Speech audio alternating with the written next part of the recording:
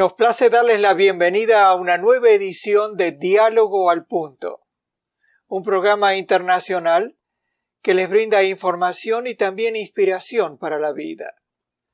Hoy nos acompaña en el estudio de LLBN Latino la señora Emilia Belia Adorno, que posee un doctorado en el campo de la paleontología y viene realizando investigaciones sobre fósiles que solo pueden observarse con un microscopio de alta potencia.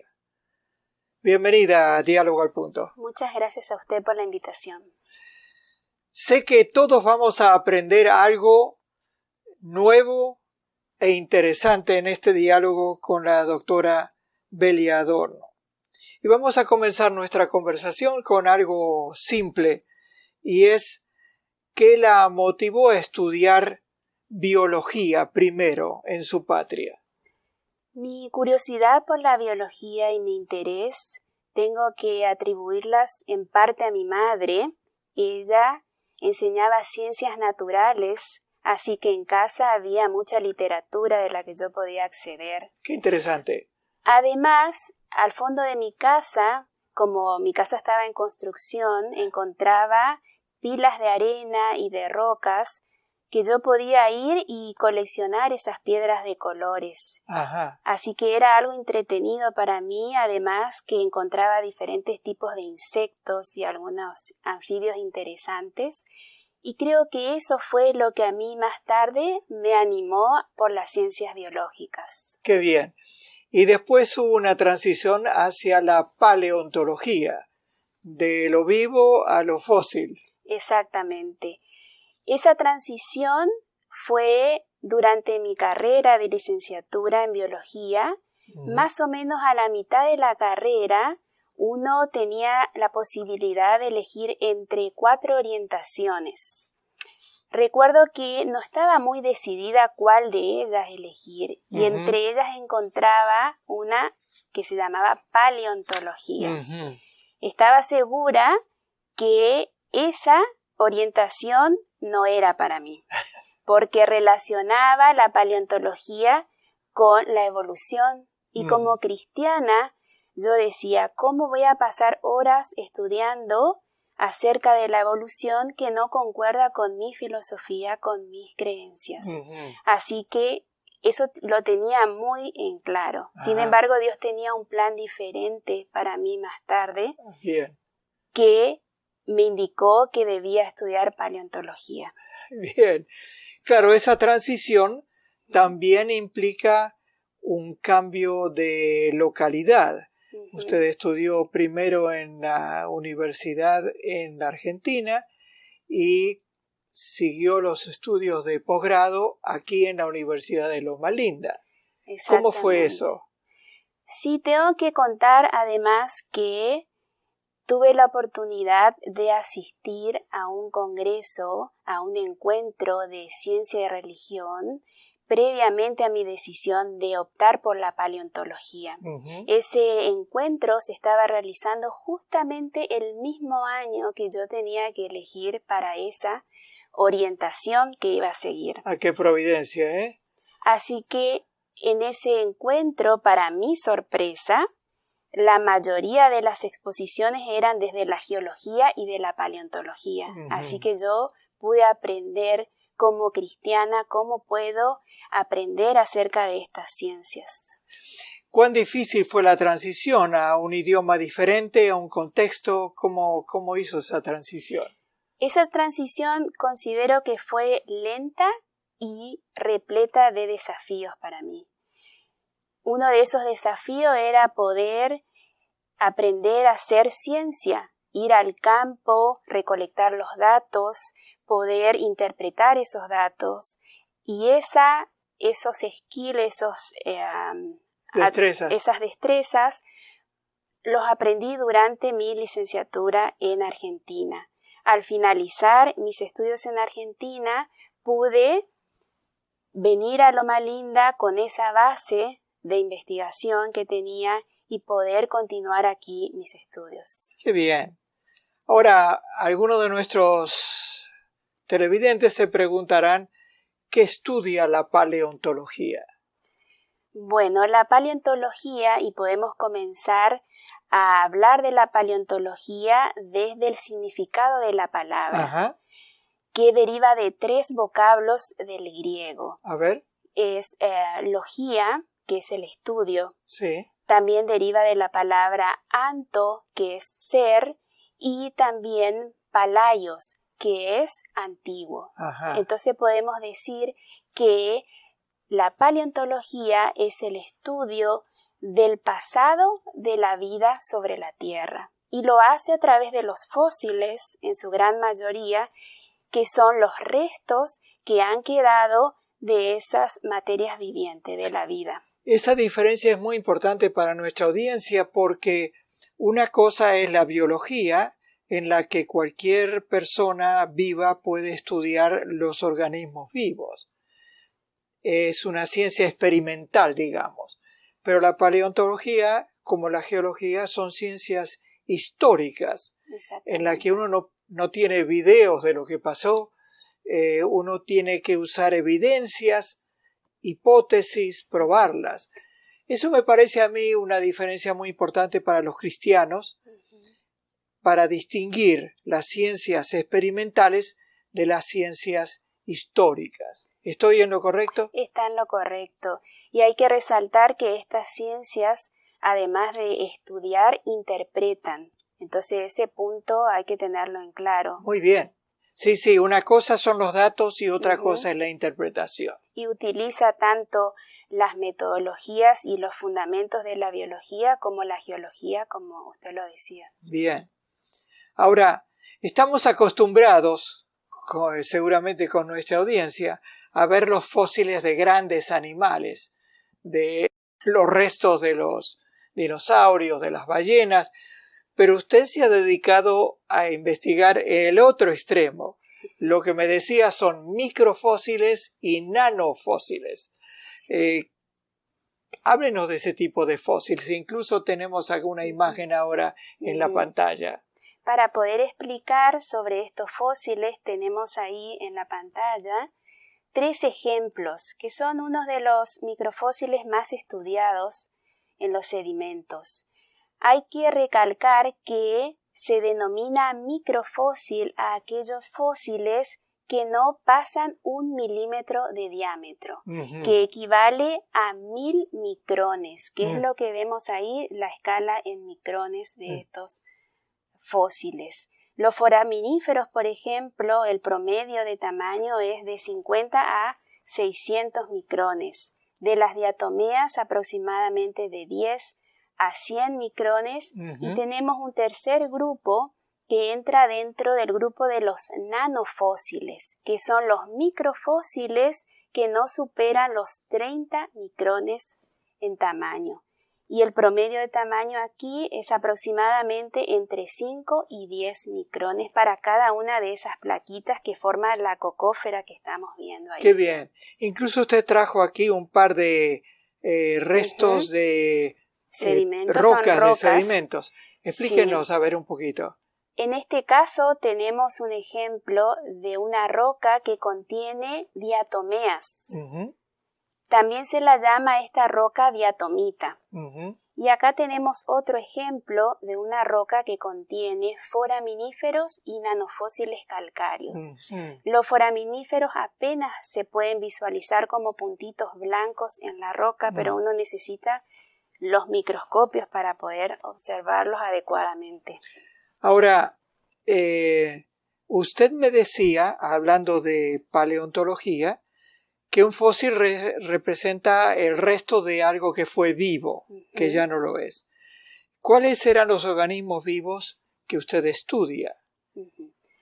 Si volvemos a la imagen, podemos ver que los microfósiles que estudio son los nanofósiles calcáreos. Ustedes ven que está formado por placas calcáreas.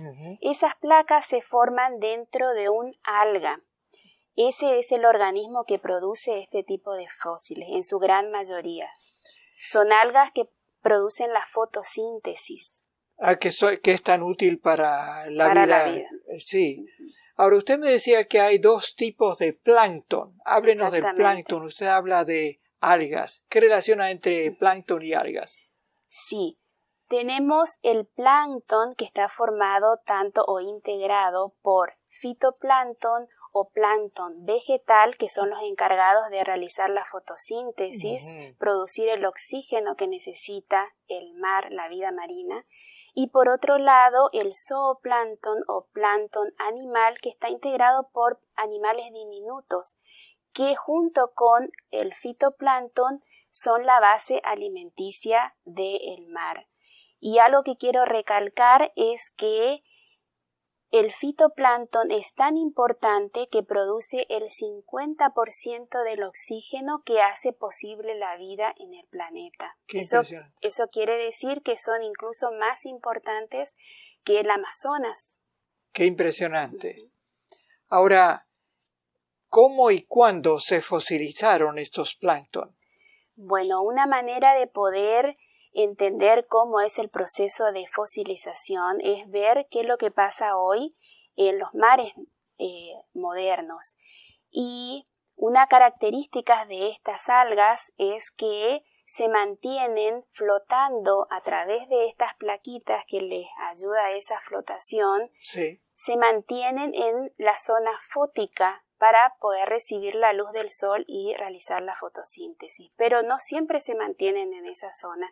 Van decantando y llegan al fondo marino. Pero algo importante que ocurre es que en ese proceso la mayor parte de ellas se disuelve. Ajá. Entonces uno piensa, ¿por qué en el registro fósil encontramos tantas cantidades de estos microfósiles cuando es muy fácil que ellas puedan disolverse mientras caen y llegan al sedimento marino?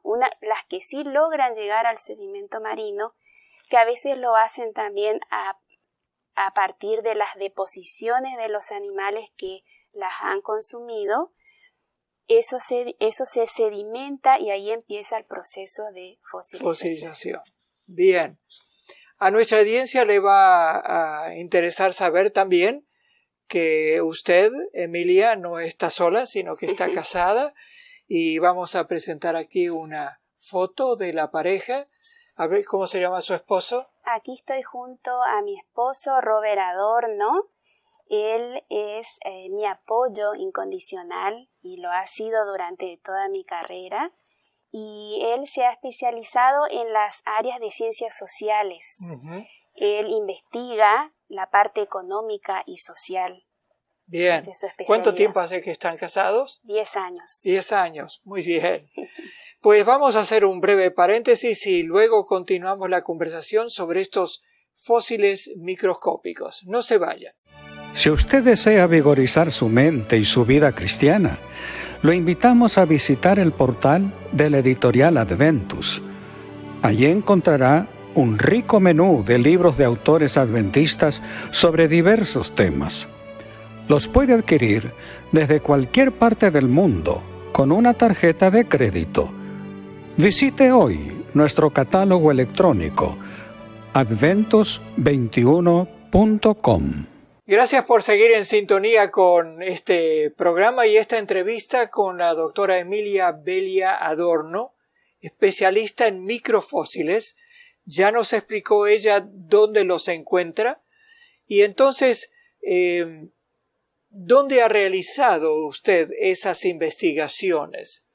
Para ello quisiera que veamos el mapa de Sudamérica. Mi investigación se realizó al sur de Perú, más o menos a 300 kilómetros de Lima, en un desierto que se llama Desierto de Ica. Podemos pasar a la siguiente imagen. Ahí estaba en un recreo para comer. Sí. Esa foto me la sacó mi esposo. Él pudo acompañarme en esa oportunidad y fue mi ayudante de campo. Muy bien. Y entonces, esto que vemos ahora es en desierto, hay cerros. ¿De dónde surgió esto? Aunque usted no lo crea, todo lo que vemos allí estaba debajo del mar. Cuando usted camina en el desierto es como si caminase sobre la superficie del mar, porque encuentra todo tipo de fósiles marinos, tanto vertebrados como invertebrados. Y cuando usted recoge estas piedras que nos mostró, ¿qué hace con ellas? Bueno, lo primero, y quisiera también explicar un poquito cómo hago para encontrar estos microfósiles, porque es fácil ver el microfósil y colectarlo en el campo. Ah, sí. Pero cuando trabajamos con estos tipos de fósiles tan pequeños, uno tiene que utilizar otro tipo de estrategias. Y una de esas estrategias que he usado es buscar por foraminíferos que apenas se pueden ver con una lupa de mano. Entonces esa fue mi estrategia, poder buscar por otros microfósiles más pequeños, en lugares donde no hay diatomeas. Entiendo.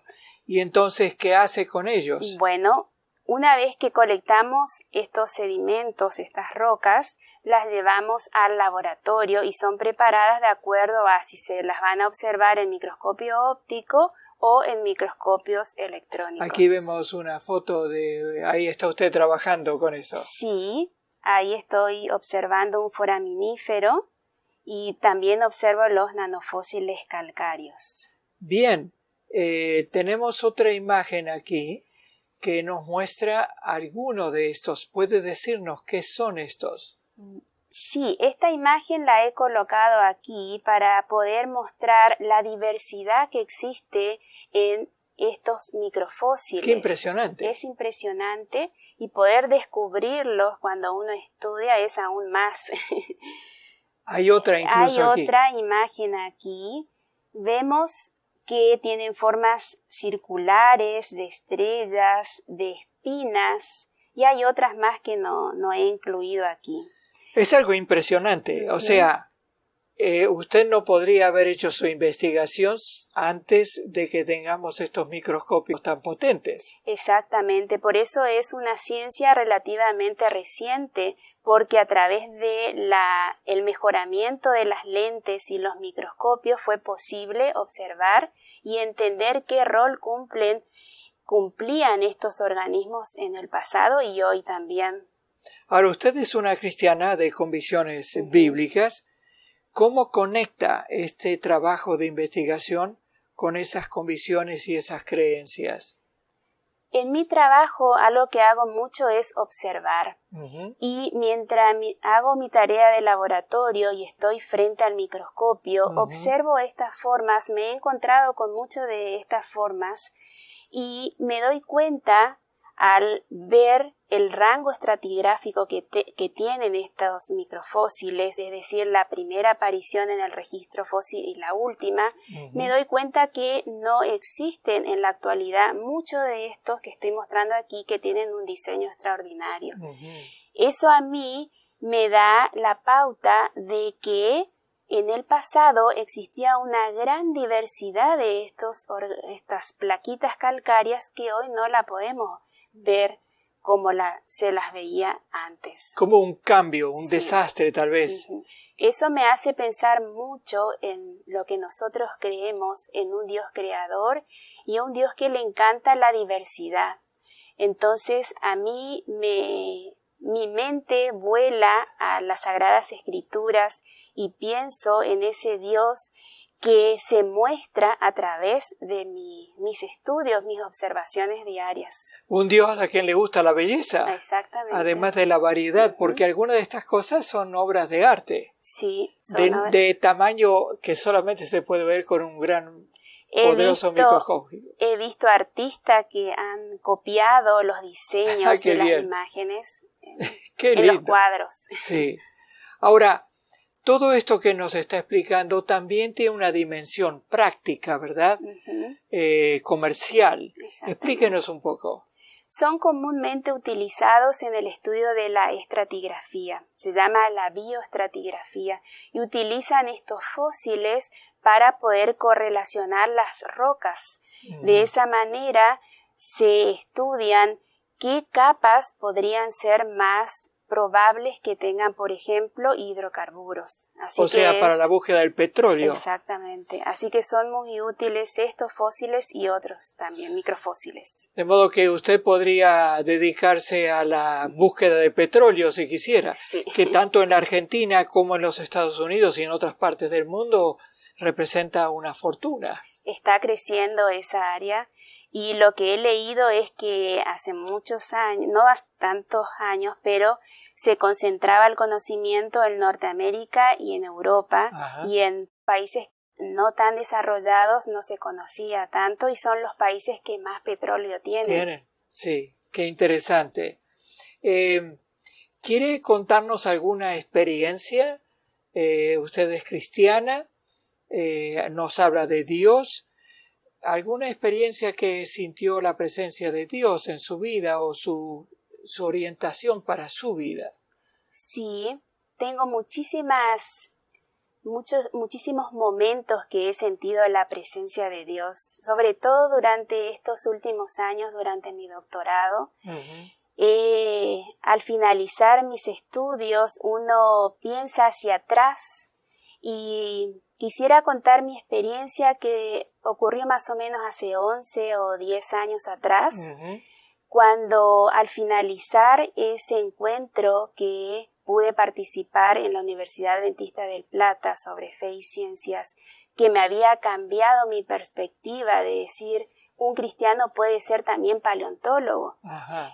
En ese momento me recuerdo que estaba sentada frente a un escritorio todavía en la UAP y estaba reflexionando sobre esos temas y pensando, tenía la impresión de que Dios tenía un plan para mí. Todavía no tenía idea que iba a venir a estudiar a Loma Linda, pero tenía esa convicción de un plan especial para mí. Qué lindo. Y recuerdo que sentí que tenía que revisar el borde de mi pantalón, el doblez, y cuando lo hice encontré una pluma. Entonces lo que hice fue, voy a guardar esta pluma para que me recuerde este momento que sentí verdaderamente la presencia de Dios que me decía, tengo un plan para vos. Qué lindo, qué Uh-huh. lindo. Eso nos ocurre a todos.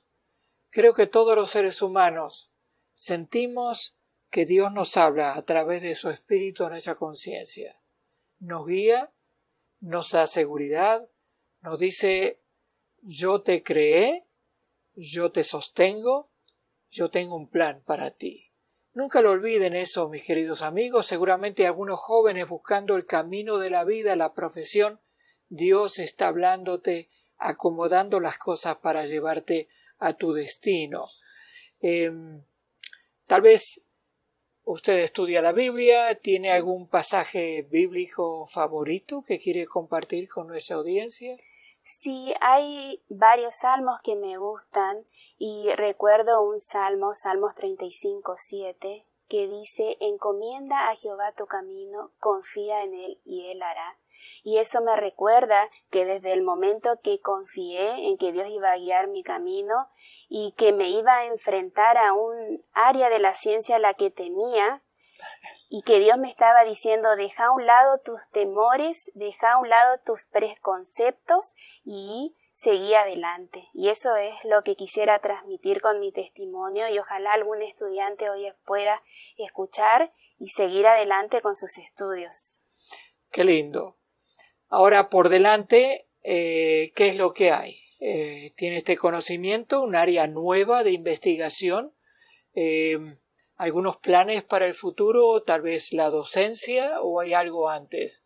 Me gustaría poder enseñar y lo que voy a hacer después del doctorado es poder especializarme un poco más en estas algas y poder comprender un poco más qué ocurre cuando en el registro fósil aparecen catástrofes. Uh-huh. Entonces me gustaría investigar qué pasa con estas algas y qué nos dicen acerca de las catástrofes. ¿Y dónde haría esos estudios? Mis estudios los estoy haciendo en la Universidad de Lincoln, Nebraska. Ajá. Y también he estado en conexión con una profesora investigadora en Buenos Aires. Sí, ella ha sido mi mentora los primeros años y me ha introducido a esta área de microfósiles. Y eso muestra cómo los cristianos que tenemos convicciones bíblicas creacionistas podemos trabajar cómodamente con personas científicos que no comparten nuestras convicciones.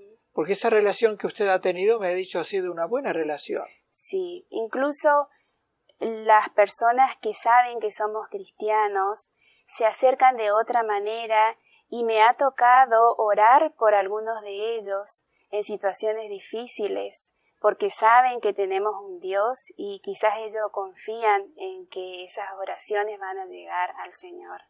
¡Qué lindo! Pues aquí tenemos entonces a una joven científica estudiando microfósiles, nanofósiles, que solamente se pueden ver con microscopios de mucha potencia, que disfruta, que siente que el Señor la ha guiado. Así que también te invito, estimado televidente, a que confíes en Dios. Él te conoce íntimamente, desea lo mejor para ti y desea también que si lo amas seas su embajador, su representante, para que este mundo, a pesar de sus dificultades, sienta la presencia de un creyente que es un embajador que desea el bien de la gente de este mundo. Mientras nos preparamos para ese nuevo mundo que Jesús mismo va a inaugurar cuando regrese en gloria y majestad. De modo que con la doctora Belia Adorno le deseamos que Dios los bendiga abundantemente. Muchas gracias por haber venido hablándonos de este tema tan novedoso para muchos de nosotros, incluyendo para mí, y bendiciones para usted y Robert en su siguiente etapa, investigación y docencia. Que el Señor esté con ustedes. Adiós.